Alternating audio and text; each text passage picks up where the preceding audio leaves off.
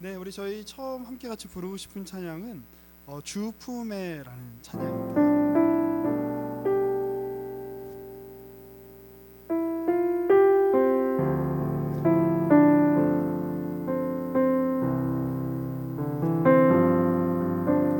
주 품에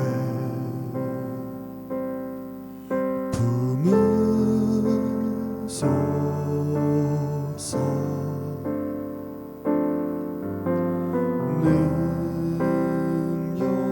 능력에 발로 덮으소서.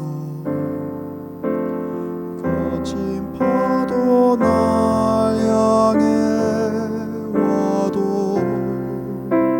주와 함께 날아오르리. 폭풍 가운데 나의 영혼 잠잠하게 주를 보리라. 주님 안에 주님 안에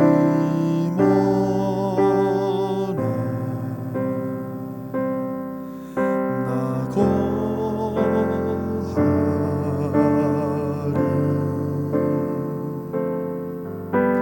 주는 나 잠잠히 믿네. 거친 파도 날 향해 오라. 주와 함께 날아오르리.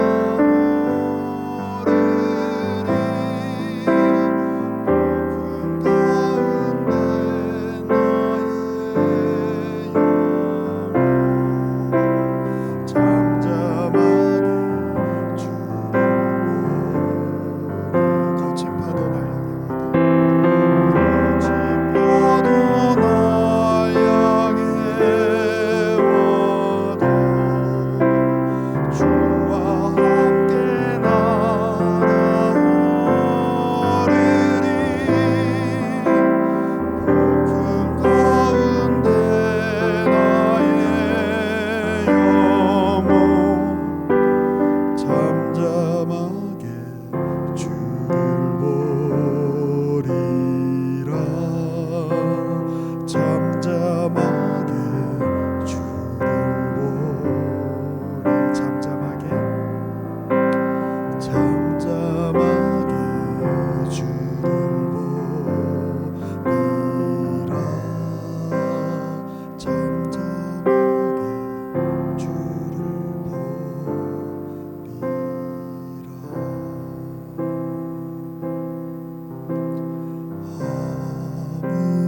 아무것도 두려워 말라. 주 나의 하나님이 지켜주시네. 놀라지 마라. 겁내지 마라. 주님 나를 지켜주시네. 아무것도 두려워 마라. 아무것도 두려워 마라. 주 나의 하나님이 지켜주시네. 놀라지 마라. 겁내지 마라. 주님 나를 지켜주시네. 내 맘이 힘에 겨워 내 맘이 힘에 겨워 지칠지라도 주님 나를 지켜주시네.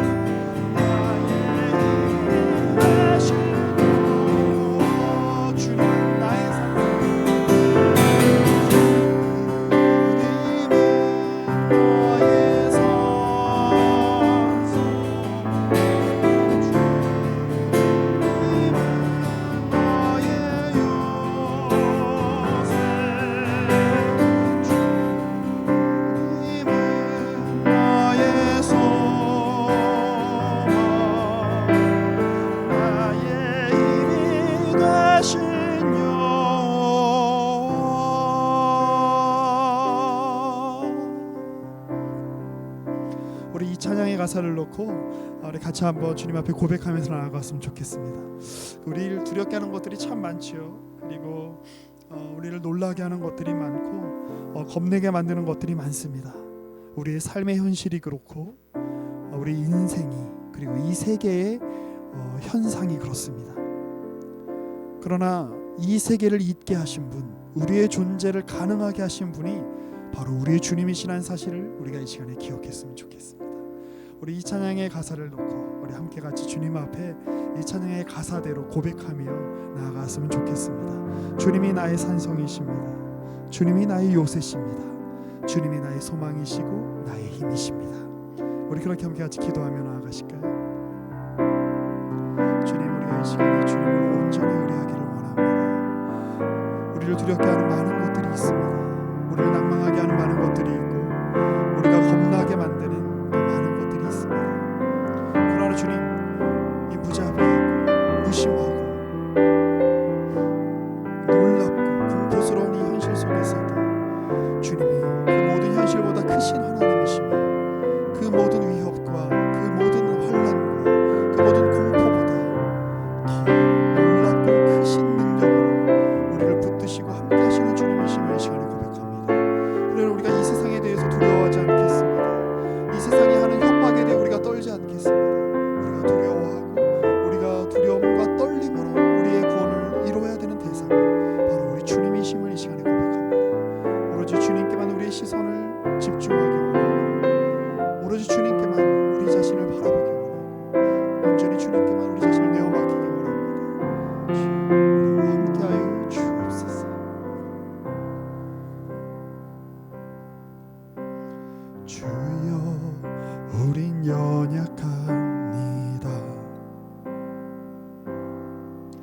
우린 오늘을 힘겨워합니다. 주 뜻 이루며 살기에 부족합니다. 우린 연약합니다. 주여, 우린 넘어집니다. 오늘 하루 또 실수합니다. 주의 긍휼을 구하는 죄인입니다. 우리 주만 바라봅니다. 다시 한번 고백하실까요? 주여, 우린 연약합니다. 주여, 우린 연약합니다. 우린 오늘을 힘겨워합니다. 주 뜻 이루며 살기엔 부족합니다. 우린 연약합니다. 주여, 우린 넘어집니다. 주여, 우린 넘어집니다. 오늘 하루 또 실수합니다. 주의 긍휼을 구하는 죄인입니다. 우린 주만 바라봅니다. 한없는 주님의 은혜, 한없는 주님의 은혜, 온 세상 위에 넘칩니다. 가릴 수 없는 주 영광, 온 땅 위에 충만하시네.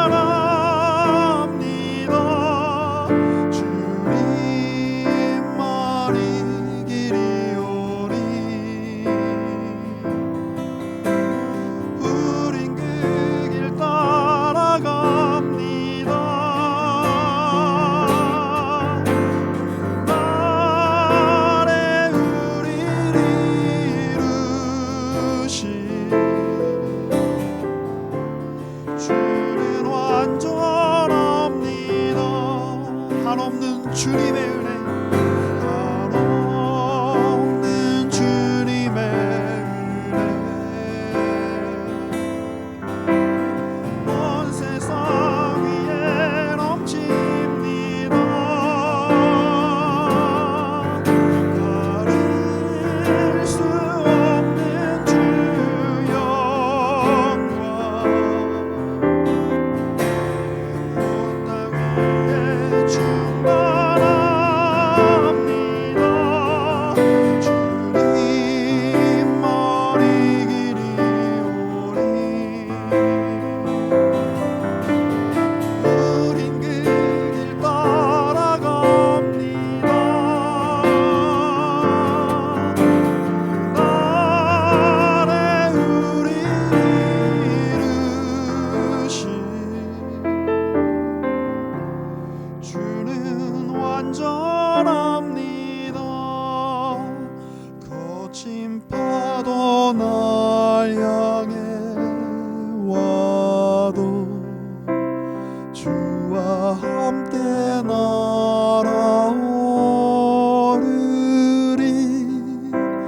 폭풍 가운데 나의 영혼 잠잠하게 주를 보리. 거친 파도 날 향해 와도 주와 함께 날아오르리.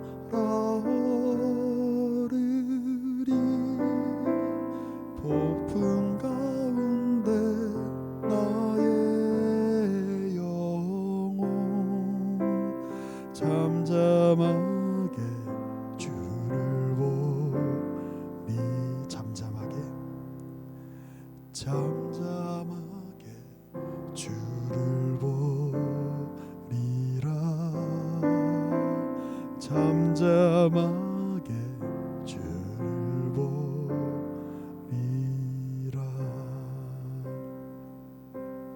주님, 이 시간 우리와 함께하여 주시는 주님의 섬세하신 손길과 주님의 임재하심을 우리가 깊이 경험합니다.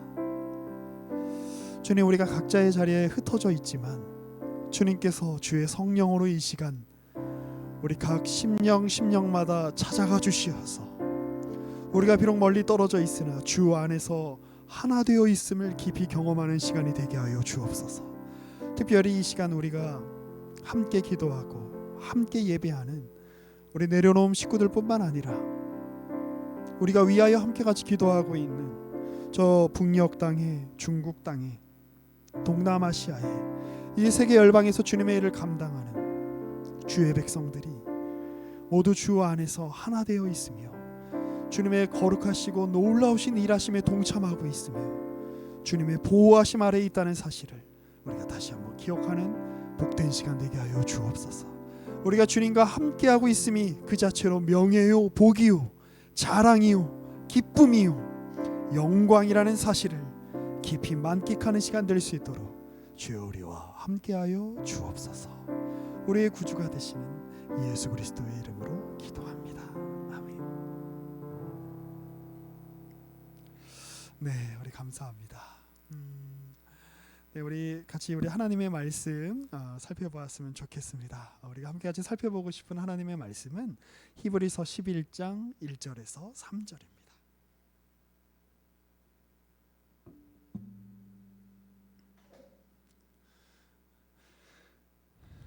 네, 히브리서 11장 1절에서 3절 제가 받들어 읽겠습니다.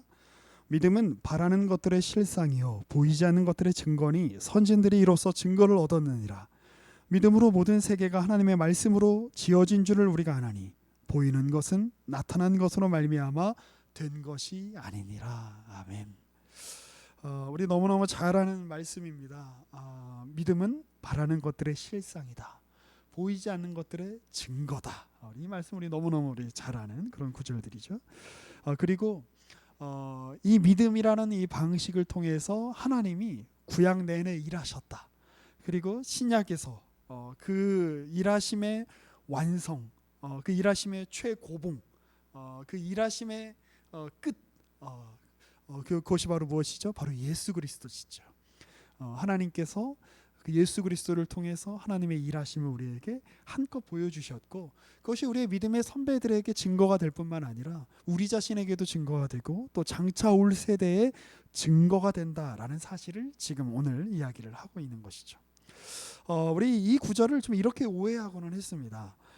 믿음은 바라는 것들의 실상이고 보이지 않는 것들의 증거니까, 우리가 어떤 내용을 마음에 품고 있으면, 우리가 마음에 어떤 내용을 간절하게 오랫동안 그 내용을 마음에 묵상하고 그 소원을 우리의 마음속에 지니고 계속 하나님 앞에서 혹은 우리가 기도하면서 우리의 어떤 종교적인 어떤 열심으로 우리의 소원하는 내용들을 우리가 계속해서 기도하고 우리 마음속에서 상상하고 기대하면 언젠가 그 일이 현실로 이루어질 거다라고 하는 식으로 이 구절을 그렇게 이제 이해하고는 했습니다. 물론 이제 그러한 일들이 우리의 현실 속에서 일어나지 않는 것은 아닙니다. 우리의 마음에 바랬던 일들이 하나님의 은혜로 또 감사하게도 이루어지는 경우들이 있죠. 그런데 만일 이 본문이 하려고 하는 얘기가 그것 정도라면 이 성경의 내용이 사실은 다른 종교에서 하는 얘기와 크게 다를 바가 없습니다. 그렇죠? 다른 종교에서도 무엇을 강조하죠? 성심을 강조합니다. 진심을 강조합니다. 어떤 신에게 각각의 종교에서 그 인정하는 사람들이 섬기는 어떤 신에게 혹은 신들에게 간절히 구하기만 한다면, 간절히 그 마음에 정성을 다해서 진실한 마음으로 신중하게 그리고 포기하지 않고 끈질기게 어떤 소원을 가지고 빈다면 그 일이 현실로 이루어질 거야 라고 하는 그런 이야기들은 굳이 기독교가 아니어도, 굳이 성경이 아니어도 다른 종교에서 충분히 다 하는 이야기들이죠. 그 예전에 그 시크릿이라는 책이 한동안 굉장히 유행했던 적이 있었죠. 그 시크릿, 비밀이라는 뜻인데 그 내용을 읽어보면 뭐 그런 내용이죠. 그 네가 어떤 그 내용에 대해 어떤 소원을 간절하게 품으면 온 우주가 너를 도와줄 것이다. 그러니까 열심히 소원하고 꿈을 포기하지 말아라 라고 이제 하는 그러한 내용들이었는데, 그 책이 뭐 많은 사람들이 그 책을 읽었죠. 그리고 심지어 그 기독교인들도 그 책을 많이 봤습니다. 그러니까 정말 중요한 거는 우리가 섬기고 우리가 기도하는 대상이 누군가가 중요한 게 아닌 거예요. 사람들에게 무엇이 중요한 거죠? 어떻게 하든 내 소원을 이루어 줄 수 있는 방법이라면 그 대상이 누군지 상관없는 어떤 태도들이 사실 우리 안에 깊이 어떤 박혀 있는 어떤 죄인된 어떤 인간의 본성이고, 우상을 만드는 어떤 사람들의 본성입니다. 우상의 핵심이 뭐냐면 대상이 없는 거예요. 대상이, 내가 섬기는 신이 어떤 분이신지 어떤 대상인지 중요하지 않은 거예요. 그냥 내 소원을 이룰 대상이면 그 대상이 누구든지 상관없는 것, 그것이 바로 우상을 섬기고 우상을 숭배하는 사람들의 마음이다라고 하는 것입니다. 하나님이 구약 내내 왜 그 이 우상 숭배 문제와 싸우셨냐면, 하나님이 집중하기를 원하시는 것은 뭐냐면 이스라엘 앞에 서 계신 인격적이신 하나님, 이스라엘과 사랑을 나누고 교제하기를 원하시는 하나님을 봐라라고 하나님 말씀하시는 거죠. 그런데 이스라엘은 무엇을 보는 것이죠? 그들에게 시선을 맞추고 계시는 하나님의 눈을 보는 게 아니라, 하나님이 어떤 분이신지 초점을 맞추는 것이 아니라, 하나님이 그들을 얼마나 사랑하시고 얼마나 존귀히 여기시고 그들을 향해서 어떤 기대를 가지고 계시는지에 초점을 맞추는 것이 아니라 하나님의 능력에만 초점을 맞추는 거죠.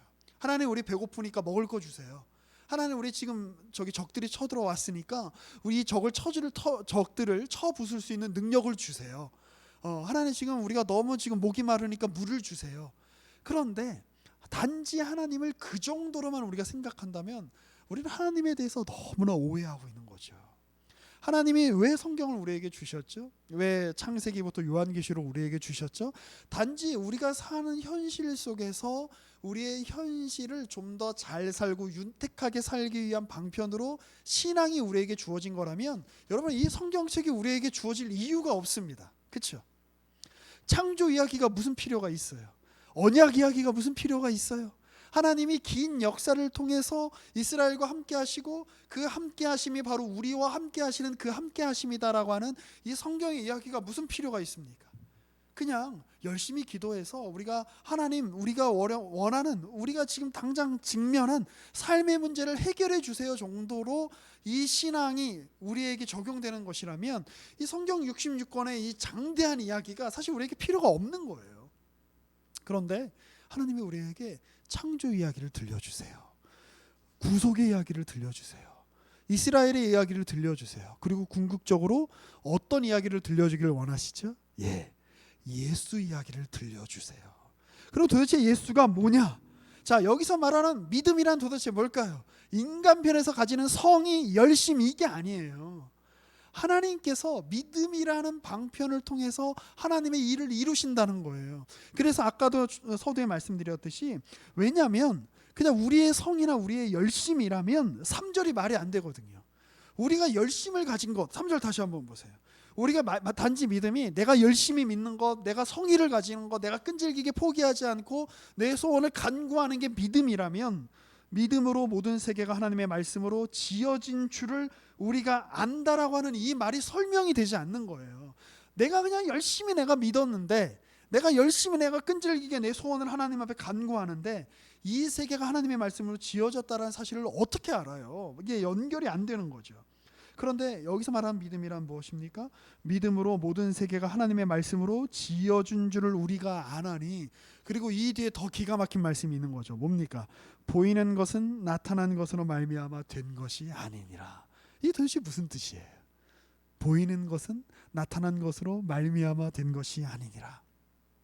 제가 잘 설명해 드릴 테니까 잘 따라와 보세요. 자, 그 뒤에 어떤 말씀이 이어지냐면, 그러면서 에녹, 노아, 아브라함 이야기, 믿음의 선진들에 관한 이야기가 나와요. 그러면 꼼꼼히 읽어보신 분들은 알 거예요. 그리고 박영선 목사님의 하나님의 열심을 읽어보신 분들은 아실 거예요. 그리고 그것도 한 권이라서 너무 양이 많다 싶으면 다시 보는 히브리서 11장 내용이라도 설교 들으세요. 그러면 그 이해하시기 도움이 될 겁니다. 여기서 말한 믿음이란 에녹이 무언가를 열심히 했다, 노아가 무언가를 열심히 했다, 아브라함이 무언가를 열심히 했다가 아니에요. 여기서 말한 믿음이란 저는 이렇게 정의합니다. 원래 에녹도 어떤 사람입니까? 그냥 아담의 죄 때문에, 하와의 죄 때문에 이 땅을 살다가 이 땅에서 죽음에 삼켜져야 되는 존재예요. 그런데 성경을 보면 에녹이 뭘 했다는 얘기가 없어요. 창세기 아무리 들여다봐도. 그런데 에녹이 어떻게 되죠? 죽음을 맛보지 않고 이렇게 하나님께로 이렇게 들으려 올라간 첫 번째 사람이죠. 그 얘기는 뭐예요? 우리는 원래 죽음이라는 한계 속에 우리는 머물러 있는 사람이다. 우리는 원래 이 육신의 한계, 죄인의 한계 속에 머물러서 그것을 벗어날 수 없는 사람이다. 그런데 하나님이 믿음이라는 방편을 통해서 그의 한계를 넘어가게 하셨다. 지금 그 얘기를 하고 있는 거예요. 아브라함은 원래 어떤 사람이죠? 아브라함은 그냥 이방 땅에서, 어차피 그때는 다 이방 땅이니까 갈대아 우르에서 우상을 섬기다가 그냥 죽어야 되는 사람이에요. 그런데 하나님이, 야 아브라함아, 너의 세계는 갈대아 우르가 전부가 아니다. 너의 인생은 우상을 만들고 우상을 섬기다가 그렇게 죽어가는 허무한 인생이 전부가 아니다. 나는 그 속에서 너를 끄집어내겠다. 그래서 내가 아니면 상상할 수 없는 어떤 길로 너를 인도해내겠다라고 하나님이 끄집어내신 거죠. 그 하나님의 일하심이 뭐로 지금 표현이 되고 있는 겁니까? 믿음으로 표현되고 있는 거예요. 믿음으로. 그러니 여러분, 믿음을 이렇게 정의하셔야 돼요. 믿음이란 뭐냐? 우리가 하나님께 붙잡히지 않았더라면 이 세계가 전부라고 생각하죠. 그렇죠?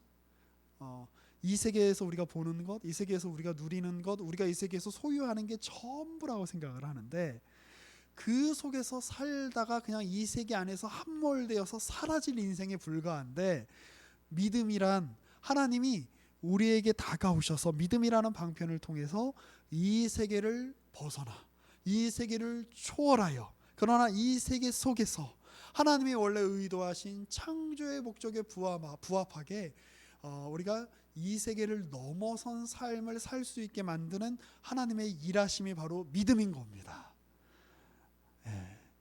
그쵸? 만약에 하나님이 우리에게 다가오지 않으셨다면, 좀 더 구체적으로 말씀드릴게요. 우리가 예수를 알지 못했더라면 우리는 우리 눈에 보이는 이 세계가 전부라고 생각하면서 살았을 거예요. 그쵸? 눈에 보이는 이 세계, 그냥 먹고 사는데 급급한 이 세계, 그리고 결국 아무리 예뻐도 아무리 잘생겨도 아무리 놀라운 성취를 이뤄도 죽음이라고 하는 그 거대한 폭풍 속에서 그 죽음에 삼켜져 그 모든 성취와 그 모든 아름다움과 그 모든 찬란함이 다 허무하게 사라져버리는 그것이 전부인 인생. 그런데 그 죽음을 넘어선 하나님의 일하심이 있다. 그게 바로 믿음이다 라고 이야기를 하는 것입니다. 그러면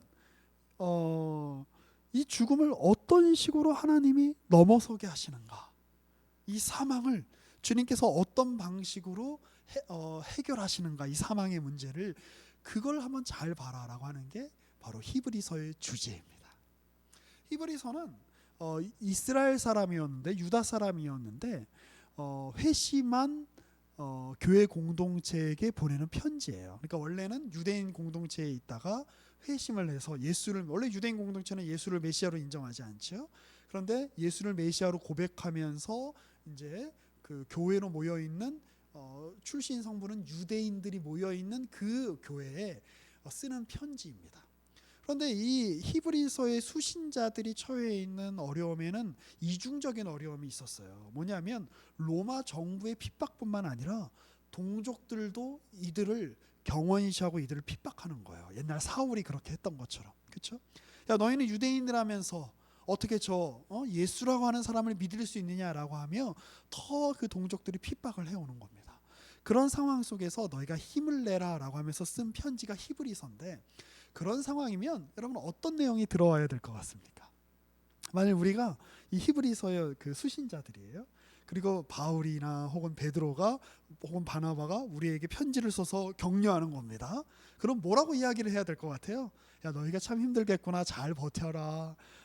너희가 지금은 좀 어려워도 언젠가는 이제 좋은 때가 올 거야라고 하면서 이제 뭐 이렇게 그런 이제 메시지를 줘야 되겠죠. 그런데 히브리서 전체의 주제가 뭔지 아세요? 야, 딴 소리 하지 말고 너희의 시선을 예수께 집중해라. 그 얘기를 하고 있어요. 어떻게 보면 되게 좀 매몰차요. 그렇죠? 좀 야, 너 얼마나 힘드니? 너 정말 고생한다. 너 정말 이 어려운 속에서 신앙생활 하느라고 힘들지? 너 이런 속에서 너 정말 열심히 교회를 섬기느라고 내가 참 기쁘게 생각한다. 이런 얘기가 없고, 야, 너 어려운 거 내가 아는데 너 이럴 때일수록 뭐 해야 되는 줄 알아? 예수를 봐야 돼. 예수를.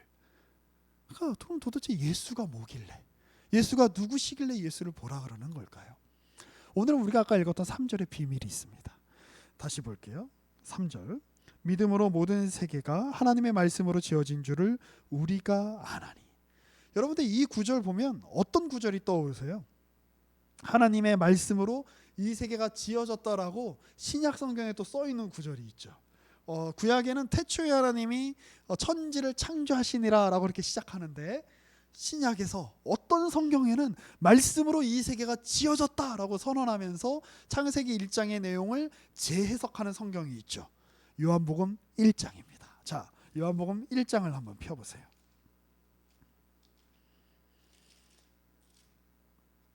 요한복음 1장 1절에 여러분 잘 아시는 대로 이런 구절이 있습니다. 태초에 말씀이 계시니라. 이 말씀이 하나님과 함께 계셨으니 이 말씀은 곧 하나님이시니라. 그가 태초에 하나님과 함께 계셨고 만물이 그로 말미암아 지은 바 되었으니 지은 것이 하나도 그가 없이는 된 것이 없느니라. 여기서 여러분 말씀은 누구십니까? 여러분 잘 알고 계신 것처럼 예수 그리스도시죠. 성자 하나님이시죠. 자, 그리고 그분이 육신이 되셨다라고 이렇게 되어 있죠. 14절 한번 보실까요? 요한복음 1장 14절. 말씀이 육신이 되어 우리 가운데 거하심에 우리가 그의 영광을 보니 아버지의 독생자의 영광이요 은혜와 진리가 충만하더라. 18절. 본래 하나님을 본 사람이 없으되 아버지 품속에 있는 독생하신 하나님이 나타내셨느니라. 자, 그럼 다시 히브리서 11장 3절로 넘어와 보세요. 자, 히브리서 11장 3절에 뭐라고 이야기하죠? 자, 모든 세계가 하나님의 말씀으로 지어진 줄을 우리가 안다라고 이야기하죠. 자, 이거 무슨 얘기예요? 요한복음 1장에서 하는 얘기죠. 태초에 말씀에 계셨다. 이 말씀으로 말미암아 이 세계가 지어졌다. 그가 아니면 하나도 지음 받은 것이 없다. 그런데 이 사실을 우리가 어떻게 안다라는 거예요? 3절의 첫 번째 보면 믿음으로라고 하는 거예요. 그래 여기서 말하는 이 믿음으로는 기원이 그 믿음으로는 굉장한 거죠. 일종의 안경 같은 겁니다. 안경을 벗고 있을 때는 보이지 않아요. 이 세계의 현실이 모호해요. 희미해요. 이게 이 세계가 뭐가 뭔지 모르겠어요. 내 인생의 의미가 뭐가 뭔지 모르겠어요. 그런데 안경을 딱 쓰니까 이 세계가 분명해져요. 내 인생의 의미가 밝혀져요. 자, 그런데 이 안경 누가 씌워줬다는 거예요? 어떻게 해서 우리가 쓰게 됐다는 건가요? 내가 안경을 만들어서 안경을 쓴 것이 아니라 이 안경은 예수가 우리에게 오셔서 우리가 쓰게 된 안경이다. 지금 그 얘기를 하고 있는 거예요. 그렇죠? 그러면 믿음의 기원이 어디에 있는 겁니까? 내가 간절히 소원해서 만들어낸 내 안에서 이 믿음의 기원이 있는 건가요? 아니요. 우리가 믿을 수 있게 된 것의 기원은 예수가 오셨기 때문이에요. 그렇죠? 예수가 오셔서 하나님이 어떤 분이신지 보여주셨기 때문에, 이 세계가 무엇인지 우리에게 알려주셨기 때문에, 예수의 삶을 통해서 하나님이 우리에게 요구하시고 원하시고 우리를 얼마나 사랑하시는지를, 얼만큼 사랑하신다고요? 신이 우리를 위해서 죽을 만큼 사랑하신다고요. 그게 이 세계의 비밀인 거예요. 다른 게 시크릿이 아니에요. 우리가 어떤 간절한 소원을 우리의 마음에 품고 있으면 어떤 내용이 이루어진다, 이게 시크릿이 아니라 하나님이 자신의 모든 것을 걸고 죽을 만큼 우리를 사랑해서 우리 앞에 서 계신다, 이게 비밀인 거예요, 우리 인생에. 그리고 그 렌즈를 통해서 우리가 이 세계를 바라볼 때 우리는 이 세계의 실상을 제대로 이해할 수 있게 된다. 히브리서의 저자가 그 얘기를 하고 있는 것이에요. 우리 아까 우리 김승영 사모님 우리 아주 예쁜 아이들을 이렇게 보여주셨는데 아이들 너무 귀엽죠, 예쁘죠. 저도 저희 애들을 보면 늘 하는 얘기입니다. 그 애가 태어났을 때 애가 너무 사랑스러워서 죽을 것 같았어요. 정말 나는 이 애를 위해서 죽을 수도 있겠다.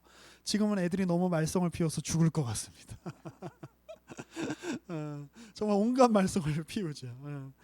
나중에 코로나가 끝나고 혹시 저희 집에 오시게 되시면 그 현실을 보시게 되실 수 있으실 텐데 어쩜 이렇게 남자애들은 그런지 모르겠어요. 왜 주님이 저를 좀 덜 사랑하시는 거 아닌가, 왜 딸을 안 주시는가, 늘 제가 그 마음에 가지고 있는 생각인데, 그 저희 아이들이 태어났을 때 그 아이들이 뭘 했을까요? 자기가 태어나기 위해서. 네, 한 게 없습니다. 그러니까 애 입장에서는 어느 날 엄마 뱃속에서 잉태가 됐고, 뭐 아이가 뱃속에 이제 잉태했을 때 어느 정도의 그 인지 능력과 어느 정도의 감성 능력을 갖고 있는지는 잘 모르겠어요. 그런데 어느 날 보니까 자기가 태어난 거예요. 태어나서 보니까 누가 있는 겁니까? 엄마가 있고 아빠가 있고 할아버지가 있고 할머니가 있고, 자기가 태어나서 보니까 대한민국 사람인 거고. 자, 애가 태어나서 대한민국이 생겨났습니까? 애가 태어나서 애가 할아버지나 할머니나 엄마나 아빠를 만들었습니까? 아니죠. 그것이 먼저 있고 아이가 태어나는 겁니다. 그리고 아이가 그 세계를 인식하는 데는 시간이 제법 걸려요. 그렇죠? 내가 엄마의 자식이라는 것도 태어나자마자 인식하는 건 아니라 그래요. 그렇죠? 계속 어느 정도 시간이 흘러야 귀도 터지고 눈도 터지고, 눈이 터지다니까 표현이 좀 이상하네요. 눈도 떠지고 나를 바라보고 있는 사람이 엄마구나. 그렇게 해서 엄마가 이제 뭐 수개월 동안 1년 가까이 엄마야 엄마, 내가 네 엄마야 엄마라고 하는 그 엄마의 언어, 아이 입장에서는 외부죠. 그렇죠? 외부에서 언어가 내 귀 속으로 들려와서 계속해서 한 수백만 번은 들려줘야 내 안에서 언어가 생성되는 거예요. 엄마. 그러니 말이라고 하는 것은 그 기원 자체가, 사실 말은요, 언어는 우리가 이 세계를 인식하는 도구예요. 언어가 없으면 우리는 이 세계를 인식할 수 없어요. 그렇죠? 그런데 우리가 인식하는, 이 세계를 인식하는 가장 근본적인 도구인 말조차도 우리에게서 시작되는 것이 아니라 우리를 바라보고 있는, 우리를 사랑하는 타자로부터 시작하는 거예요. 엄마. 엄마야? 엄마라고 해봐. 엄마. 그러다가 애가 이제 돌쯤 되면 엄마라고 이야기를 하죠. 그래서 우리 애가 드디어 엄마라고 이야기했구나. 아빠라고 이야기를 하는구나. 잉크를 해주는구나. 우리 애가 천재인가? 다 그렇게 생각하죠. 자, 그런데 그 애가 엄마라고 이야기할 수 있는 이유는 엄마에게서 엄마라는 단어를 수없이 들었기 때문입니다. 그러니 아이의 말, 아이가 이 세계를 인식하는 것이 먼저가 아니에요. 우리가 이 세계를 인식하는 게 먼저가 아닌 겁니다. 그렇죠? 우리가 이 세계를 제대로 인식하려면 세계의 언어가 아니라, 세계의 단어가 아니라, 이 세상의 말이 아니라 하나님의 말로 우리가 이 세계를 봐야 돼요. 성경에 그러라고 이렇게 많은 말들이 우리에게 하나님의 말이 주어져 있는 거죠. 그런데 내가 이 세계를 인식하고 내가 이 세계에 대한 내가 이 세계에 대해서 말을 할 수 있게 돼서 이 세계가 존재하고 하나님이 존재하는 것이 아니라, 내가 예수로 말미암아 태어났기 때문에, 그리고 자라나는 시간이 있었기 때문에 신앙의 언어가 이 외부에서 성경이, 하나님의 말씀이, 예수의 말씀이 설교를 통해서, 성경을 통해서, 하나님의 여러 가지 방식으로 외부에서 이 언어가 내 안에 들어와서 내 안에서 용솟음 쳐서 소화돼서, 그리고 이게 내 말이 되는 거예요. 그리고 우리는 그 말로, 하나님의 말로 이 세계를 보기 시작할 때 이 세계가 도대체 어떤 세계인지를, 그 실상을 볼 수 있게 되는 것이죠. 그러니 우리가 믿음으로 이 세계가 어떻게 지어진지를 알게 되었다. 믿음으로 보이는 것이 나타난 것으로 말미암아 된 것이 아니게 되었다라는 말의 뜻이 무엇입니까? 우리가 어떤 수행을 통해서, 우리가 어떤 열심을 통해서, 우리의 어떤 노력으로 하나님에 대해서, 이 세계에 대해서 온전한 인식을 가지게 되었다는 뜻이 아니라, 예수가 먼저 오셔서 우리로 하여금 새로운 존재로 태어나게 하시고, 그리고 우리로 하여금 자라게 하셔서, 우리로 하여금 예수의 말을 하게 하시고, 성경의 말을 하게 하시고, 그리고 성경의 관점으로, 하나님의 관점으로 이 세계를 바라보게 하심으로, 이 세계가, 이 보이는 세계가 전부가 아니라, 이 보이는 세계보다 더 크신 보이지 않는 하나님으로 말미암아 이 세계가 창조되었고 유지되었고 완성되었다는 사실을 우리는 알게 된 것입니다. 그게 바로 믿음으로라고 하는 말의 비밀입니다.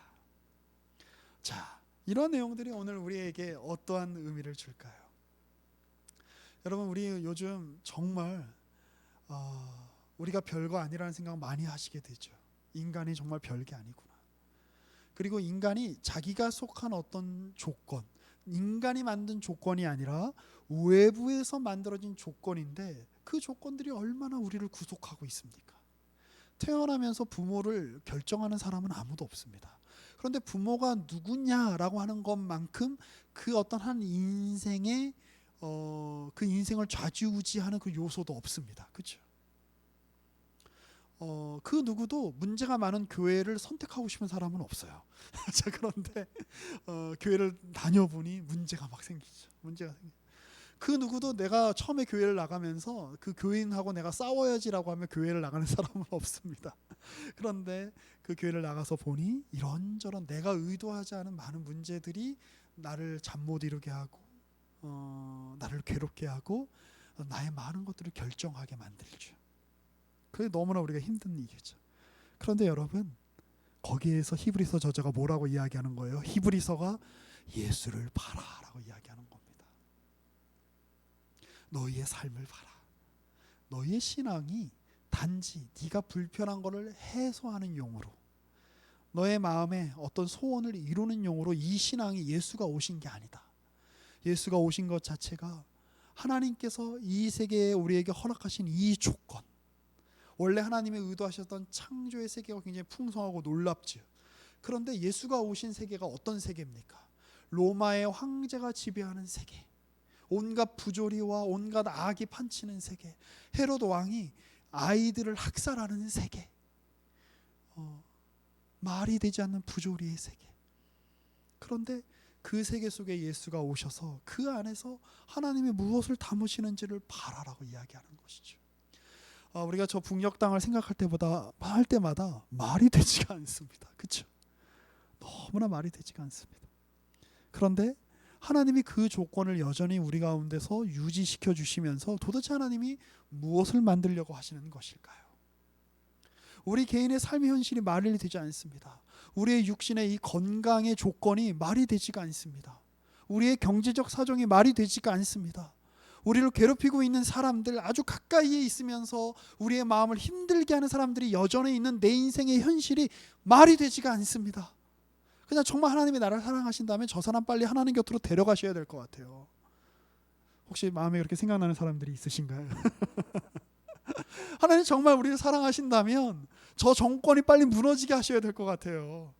하나님 정말 우리를 사랑하시고 정의가 살아있다면 교회 안에서 저렇게 불의한 일을 행하는 사람들 당장 벼락 맞아서 죽게 하셔야 될 것 같아요.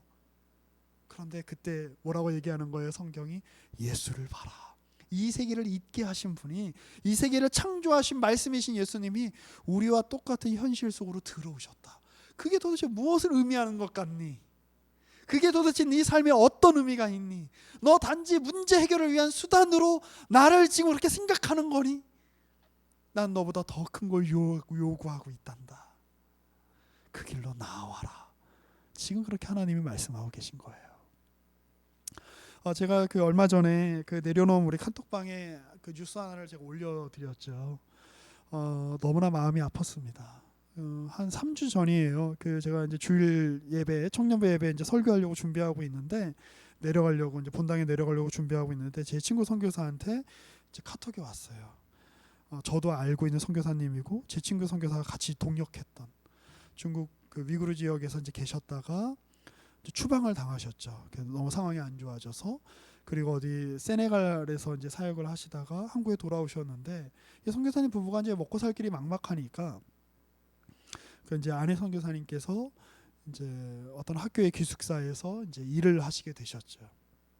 근데 일이 이제 굉장히 고되셨다 그래요. 그 코로나 때문에 학생들이 이제 워낙 배달 음식을 많이 시켜 먹고 이제 하니까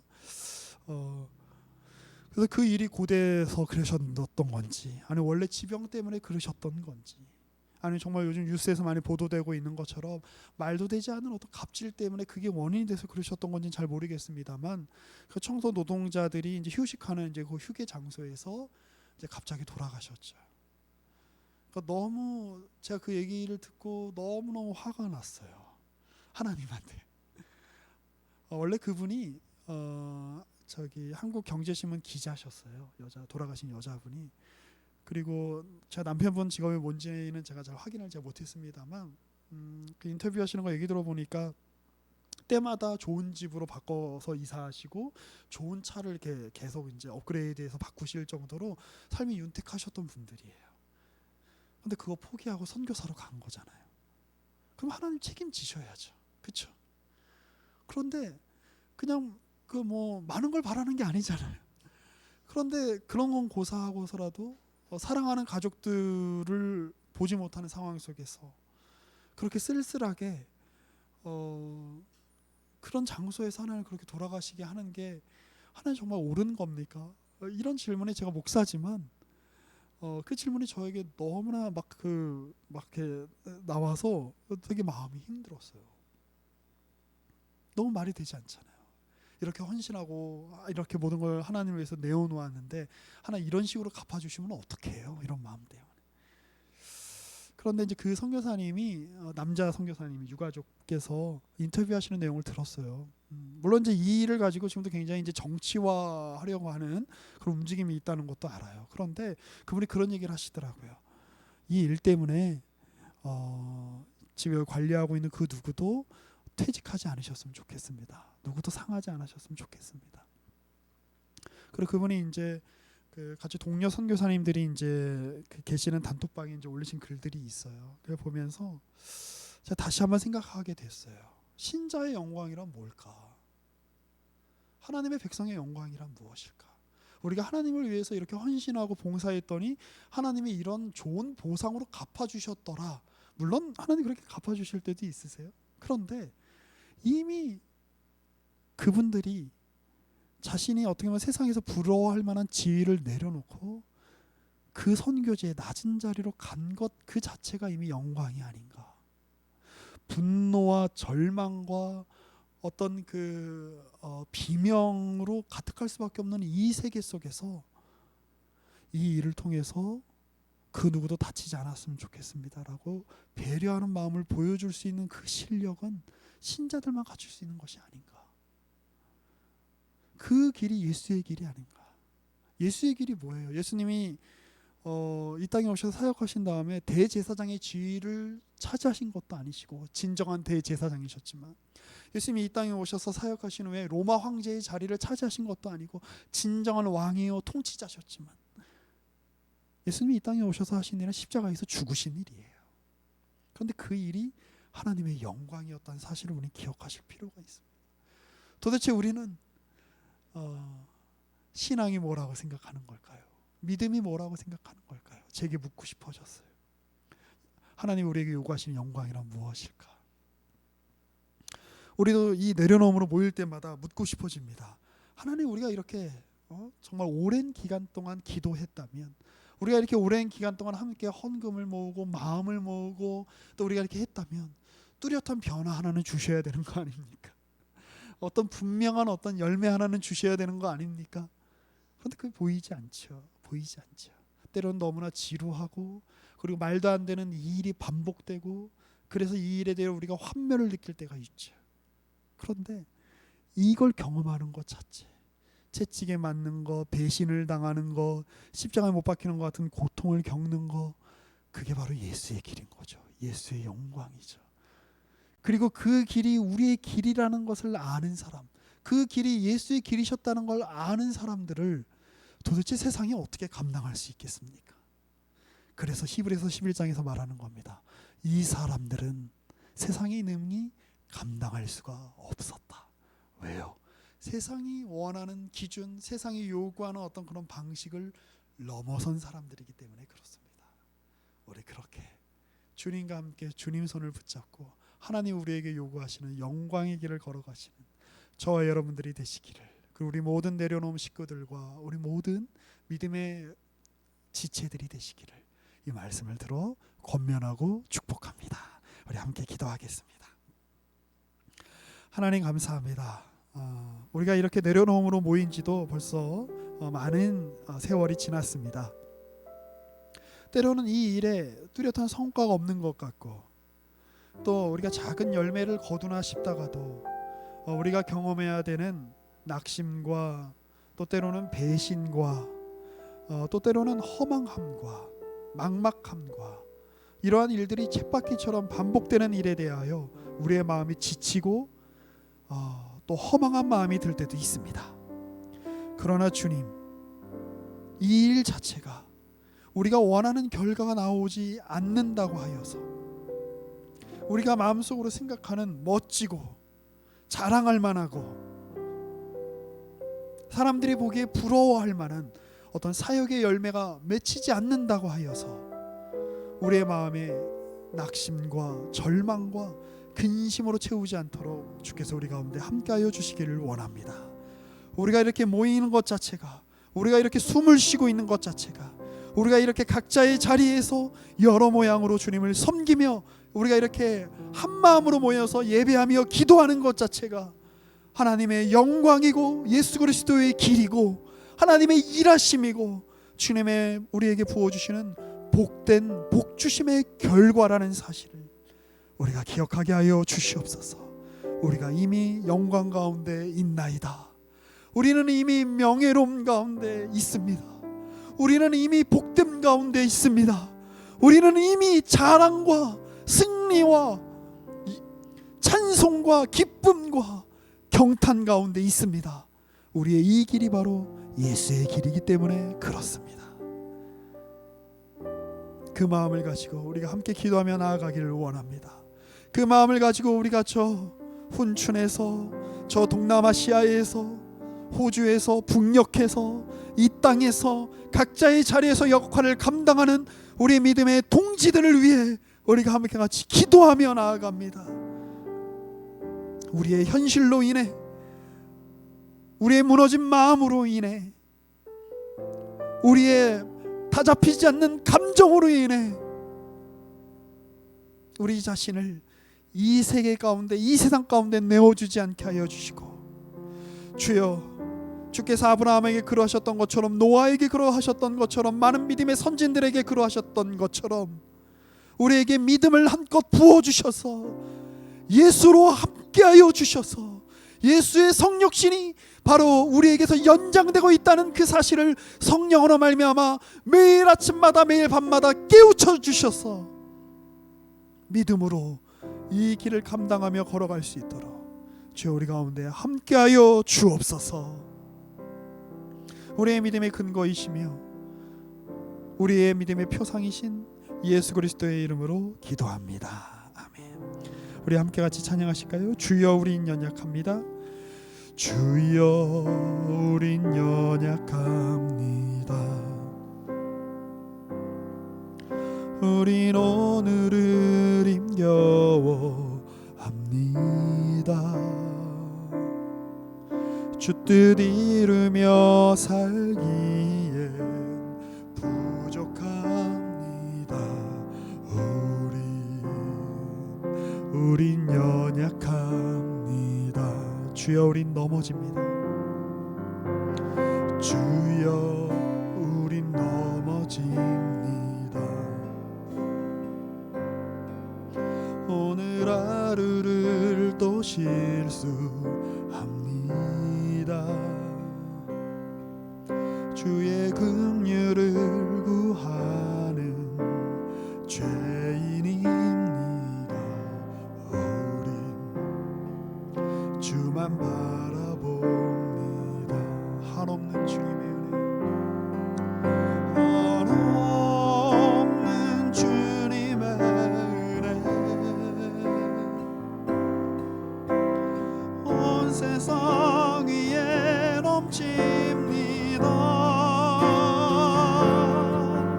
가릴 수 없는 주 영광, 온 땅 위에 충만합니다. 주님만이 길이오니 우린 그 길 따라갑니다. 그 날에 우리를 이루신 주는 완전합니다. 한없는 주님의 은혜, 한없는 주님의 은혜, 온 세상 위에 넘칩니다. 가릴 수 없는 주 영광, 온 땅 위에 충만합니다. 주님만이 길이오니 우린 그 길 따라갑니다. 그 날에 우리를 이루신 주는 완전합니다.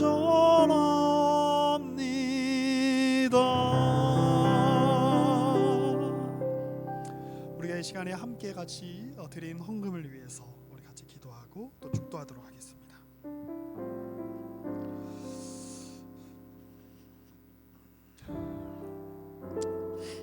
주님, 우리가 각자의 자리에 흩어져 있습니다. 이 세상의 현실 때문에 우리가 한 자리에 모이지 못하고 있죠. 그리고 이 일들이 때로는 우리를 낙심하게 하고 또 우리의 마음을 자꾸 흔들리게 합니다.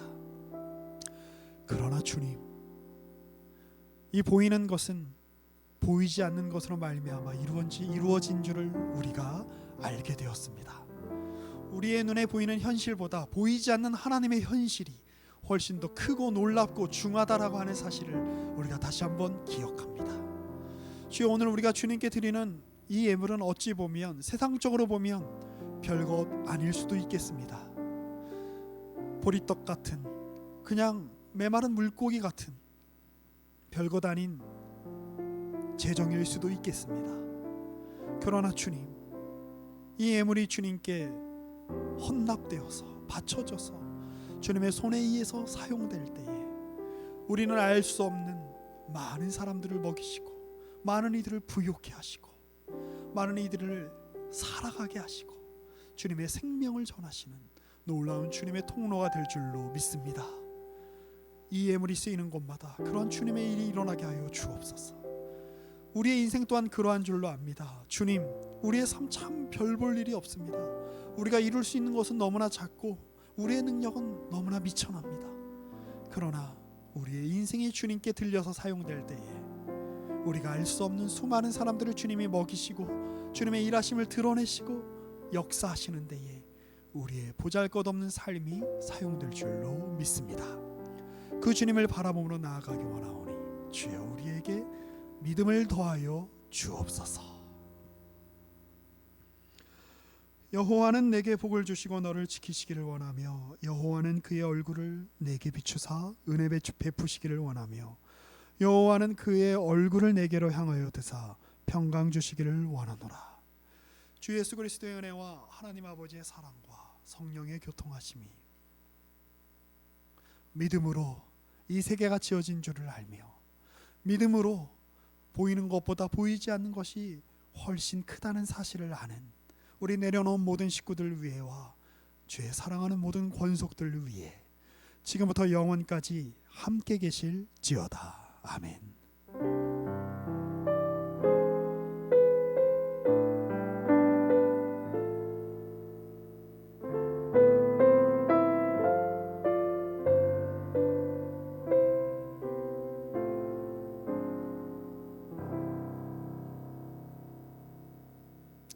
네, 우리 감사합니다.